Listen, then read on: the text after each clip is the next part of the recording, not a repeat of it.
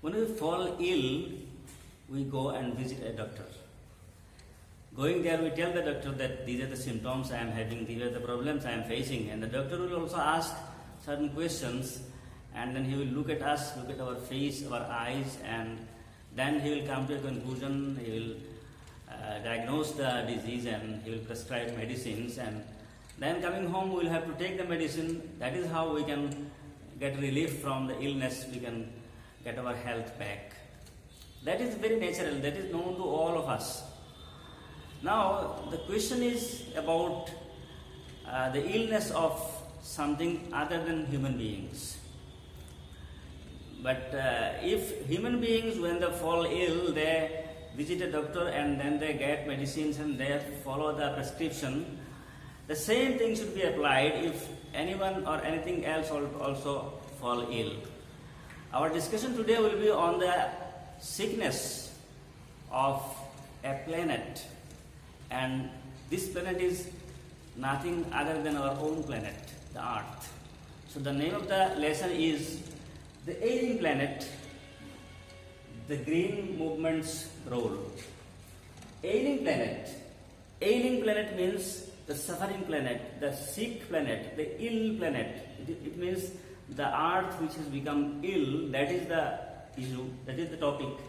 And then the second part is the green movement's role. When we fall ill, doctors play a role.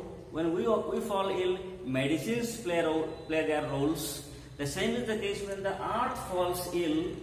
So there is something called green movement. This green movement have some very important roles to play, and because of these important roles played by green movement, the earth can get back its health.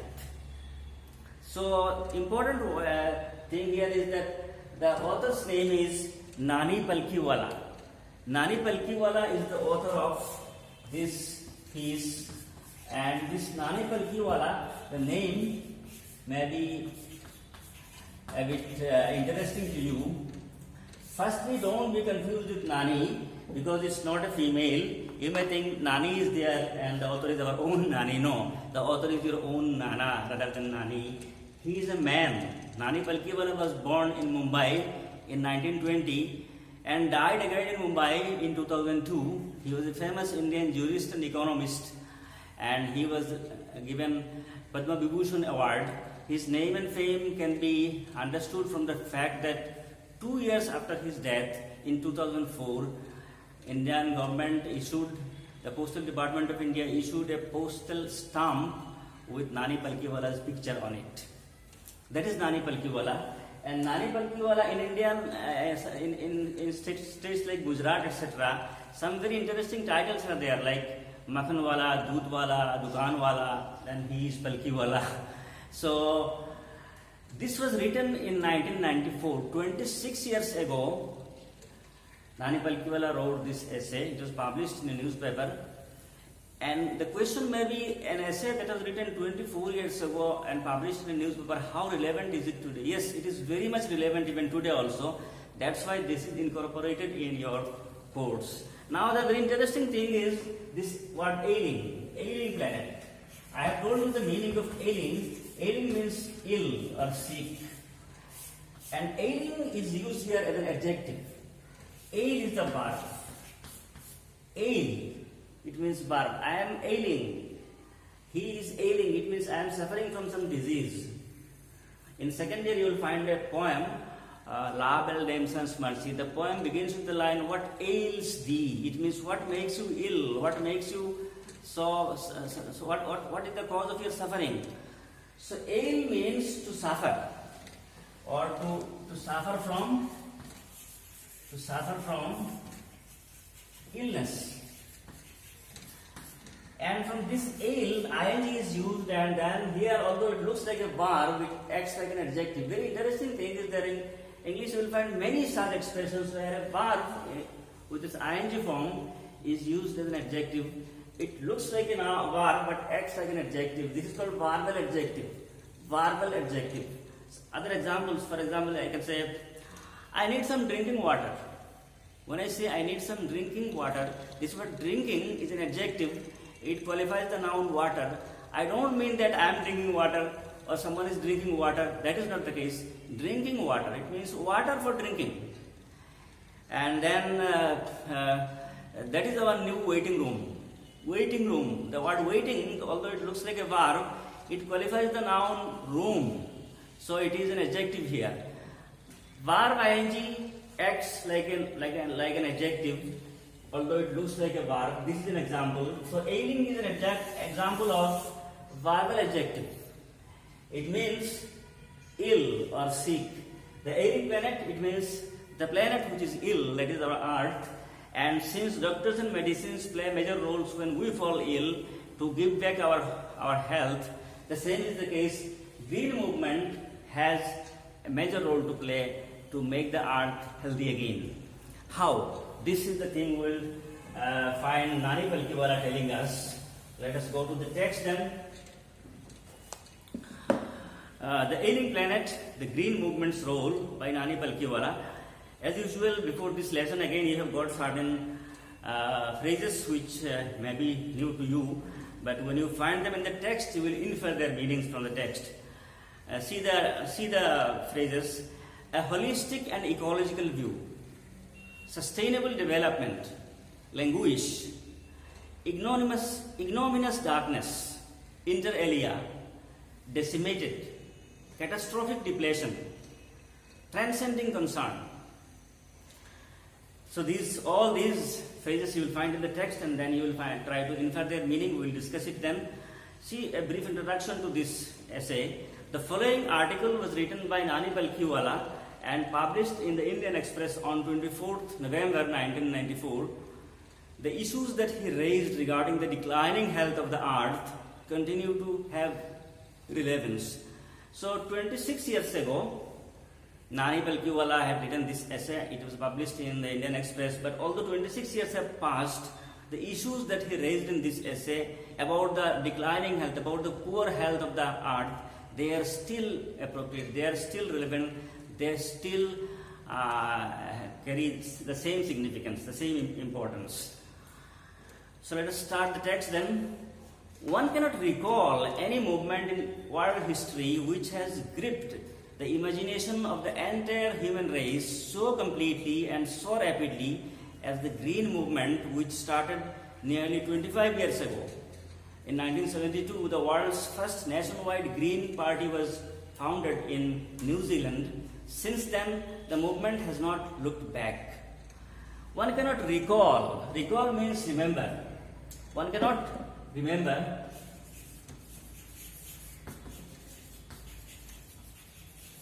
The author said that one cannot remember any movement in world history. In the world history, many movements have taken place. Indian freedom movement was there. Americans had fought for their movement, for their freedom. French people had movement. It's called French Revolution, Russian Revolution, Industrial Revolution. In different parts of the world, in different time of history, revolutions and movements took place. And the author said, we cannot remember any movement in the history of the world that has gripped means that has captured the imagination of the entire human race so completely and so rapidly as the Green Movement. Yes, movements are there in many places of the world, in many countries of the world at different times in history, but so far as the Green Movement is concerned, it has captured, it has influenced human mind to such an extent that no other movement has influenced human mind so fast and so completely. Green movement is so powerful that it has influenced human mind, it has captured human imagination in such a way that no other movement in world history has done it like that. And it started in, the author said 25 years ago. He said 25 years ago when he was writing in the year 1994. And after the writing of this essay, again more 26 years have passed. So it is now 51 years. From today, it is 51 years. The author at the time of writing said 25 years ago, the Green Movement started. In 1972, the world's first nationwide Green Party was founded in New Zealand. This will be a question. In New Zealand is the first country where a nationwide, the whole countrywide Green Party was founded in 1972, and since then the movement has not looked back. Since then the movement is only growing and progressing, and it is touching and influencing other parts of the world. It has never looked back. And what is the result of this green movement? How has it influenced human mind? It has influenced human mind about our perception, about our idea about the earth. We considered people before 1972, before the starting of the green movement, people had a different idea of the earth, and now we have got a quite different idea. Our conception matters a lot. What we think, what we consider, that is important. If someone falls ill at your home, you may find that in different families. In some families, the guardians, people are very worried. Yes, when the child shows a little symptoms of some illness, they will rush to the doctor and they will be really worried and they will be very sad. But there are some others, they are not concerned. Something is there, yes, what is happening? They are not that concerned. It depends about how you consider a thing, how you take something, whether you take it seriously or lightly. So, our idea about this earth, our concept of the earth was quite different before the starting of the green movement. And because of the starting of the green movement, there is change in human mind. Their perception has changed with regard to the earth. Let me give an example. If someone falls ill, for example, a boy, he has started loose motion or dysentery. He has become very weak and he could not study, and tomorrow is his exam. And then he is not in a position to go to college and appear in the exam. That is quite acceptable. But one can ask the question, what is the difficulty with you? Because for writing in examinations, you have to use your pen and your hand, your fingers are needed, your stomach is not needed. The problem is in your stomach. If you want to go to college, you have to go by walking. On foot you will need your legs, not your stomach.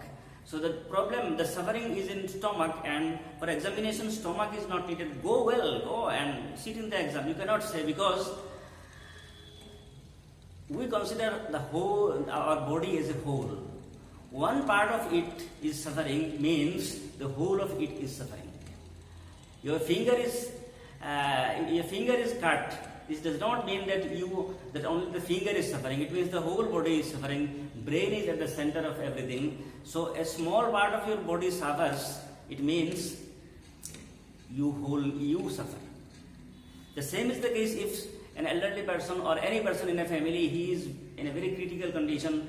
This will have its influence on the mind of all the people. No one can go to sleep, no one can take rest, no one can smile because someone is really in a very critical condition. Because one person is suffering and the whole family is influenced. That is quite obvious. The same is the case. So far as the earth is concerned, we should not say that something happened to the earth in one part. Let the other people living in other parts of the world, let them remain happy. No. We have to consider the earth as a whole, like we consider our body as a whole. One part of the body is suffering, it means the whole of the body is suffering. One part of the earth is suffering, it means the whole of the earth is suffering. That is the new concept we have started after the launching of the green movement. Let us see the next paragraph. We have shifted, it means there is a change in our mind. We have shifted, one hopes, irrevocably from the mechanistic view to a holistic and ecological view of the world. Our earlier view about the earth was that we had a mechanistic view. The earth is a machine. A machine, you just switch on it and it will continue working. That was our earlier view, something mechanical, a mechanical idea we had about the earth.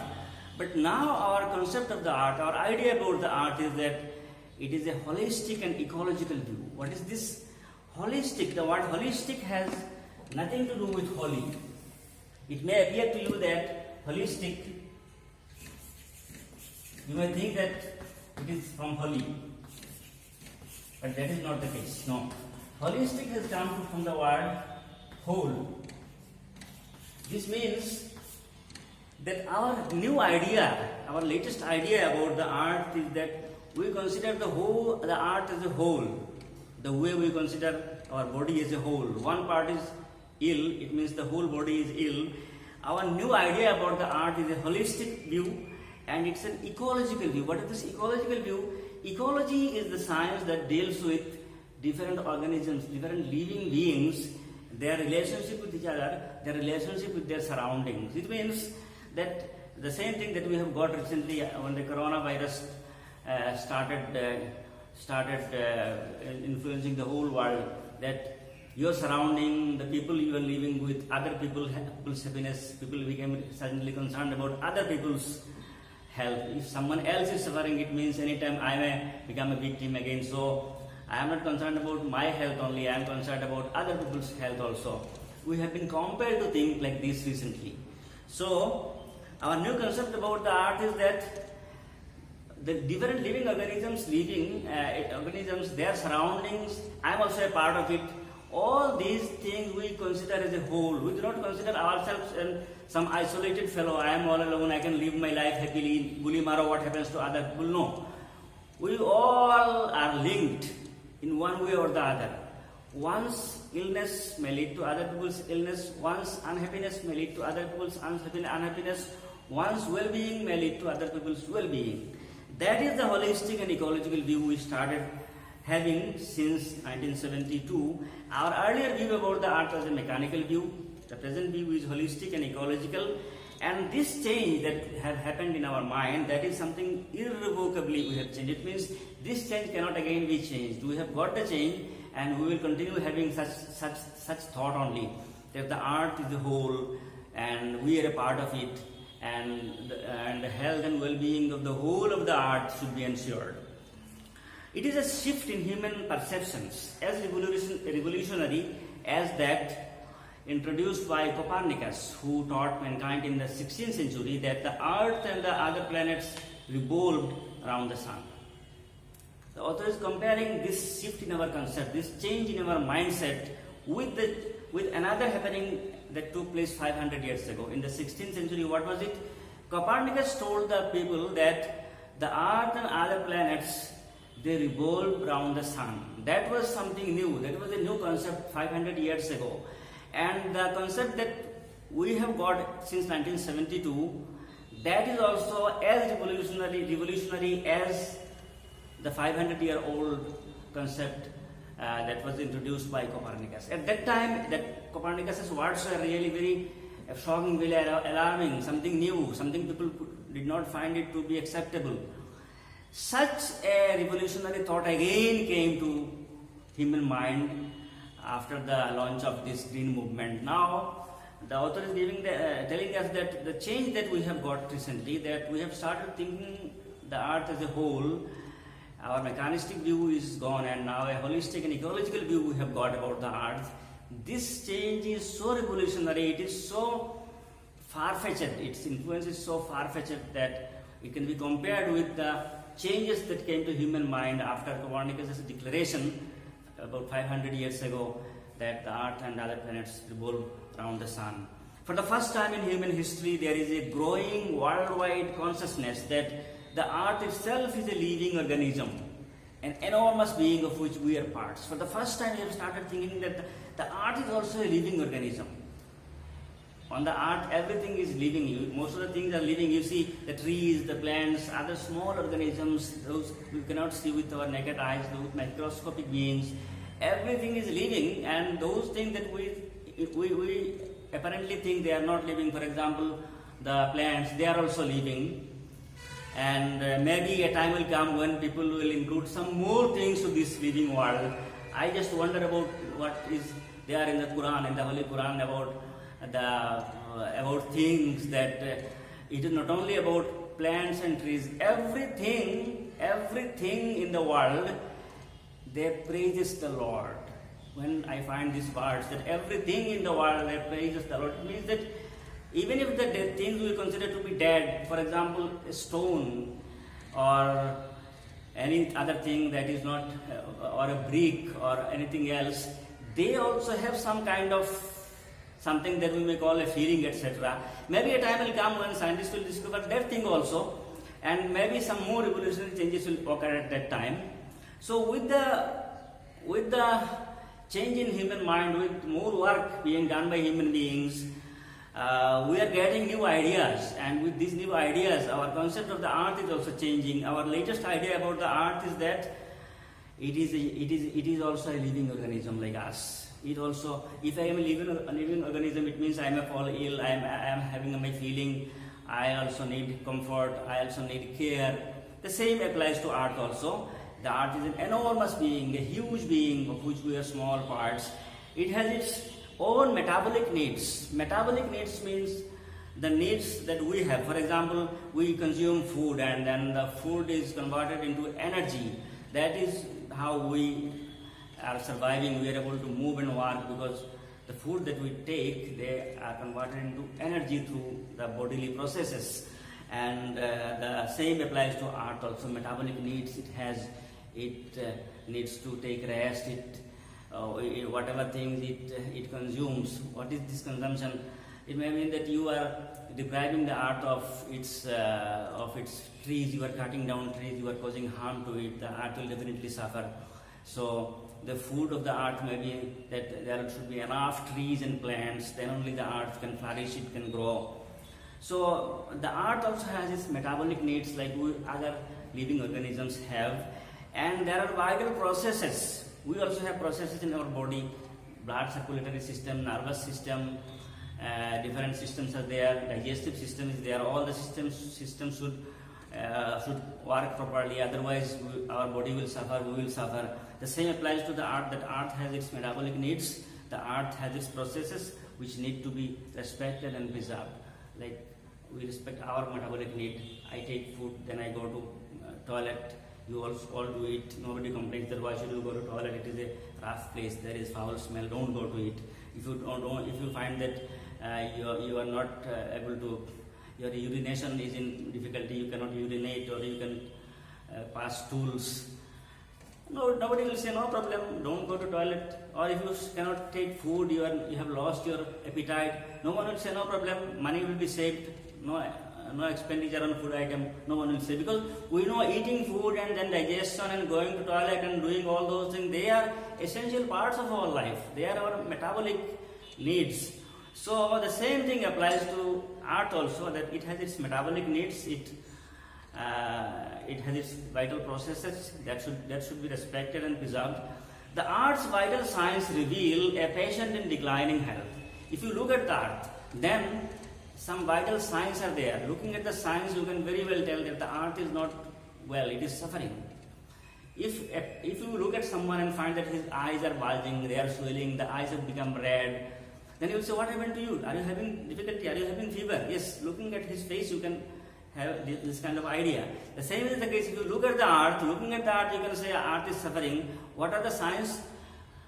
Extreme heat is there. There is a time when there are certain months in the year in which there are cool breeze and there is comfort. You find only heat nowadays. And there are many such signs, and looking at those signs, you can say that the earth is in a declining health. The earth's health is falling. It is suffering. We have begun to realize our ethical obligations to be good stewards. What is the steward? Steward is a person who they take care of people. For example, in a ship or in an airplane or in a train, there are stewards who take care of the passengers. They supply food or they take care of the comfort of the passengers. We all need to be good stewards of the planet. We have to be careful. We have to be caretaker. We have to play our role to see whether Earth is getting what it needs to get, whether Earth is suffering or not, whether Earth is taken care of. We have to be the caretakers of the earth. We have to be good stewards of the planet and responsible trustees of the legacy to future generations. We have got this earth from our ancestors. We have to give back the earth to our new generation. That is a legacy we have got from the ancestors, from our forefathers. That legacy we have to ethically be responsible for preserving it. Like trustees, like those responsible people, we have to behave with the earth. We have not to do any harm to the earth, and we have to take care that no one can harm the earth, and the earth should be given due respect and due care should be taken of it, so that the earth from its declining health can get its health back, so that our future generation may also live in the earth happily. So these are the new concepts we have got, and the beginning was in New Zealand in 1972, the launch of the Green Movement. And Green Movement does the same thing to the earth what doctors and medicines and nurses do to a human being when he falls ill.